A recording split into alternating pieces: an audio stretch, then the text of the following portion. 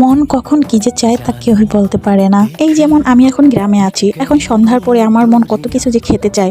ঢাকায় যখন থাকি তখন যাই খেতে মন চায় না কেন, গেটের বাইরে গেলেই সব কিছু পাওয়া যায়।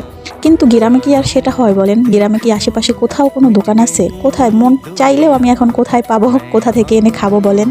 তো আজকে ভাবলাম যাক, মন যখন চাইছে নিজেই বাসায় তৈরি করে নেই, সন্ধ্যার পরে খাওয়া যাবে। ভিডিওর শুরুতেই আপনারা দেখেছেন যে আমি রান্নাবাড়া কমপ্লিট করে ফেলেছি, তো এর জন্য সব কিছু অগোছালো ছিল। যাই হোক, আমি এখন চিকেনটাকে মেরিনেট করে রেখে দেবো, সন্ধ্যার পরে ভেজে তারপরে খাবো। অনেকেরই মনে হতে পারে এটা তো সন্ধ্যার পরেও করা যেত। আসলে কি, দেশে এত পরিমাণে শীত পড়েছে, সন্ধ্যার পরে কোনো কিছু করতেই মন চায় না, আলসামি লাগে। তাই এখন সব কিছু রেডি করে রেখে দিলে সন্ধ্যার পরে শুধুমাত্র ভেজে নিব, তাহলেই তো হয়ে গেল। এর জন্য আমি সব কিছু এখনই রেডি করে রেখে দিচ্ছি। আর এখানে আমি সব ধরনের মশলা অ্যাড করে তারপরে ভালো করে মাখিয়ে নিয়েছি। এখন এটাকে আমি রেখে দিব।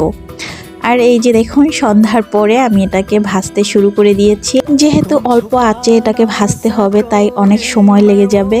যাই হোক, আমি দুপুরবেলা সব কিছু রেডি করে রেখেছিলাম বলে এখন সুন্দর করে ভেজে নিয়েছি।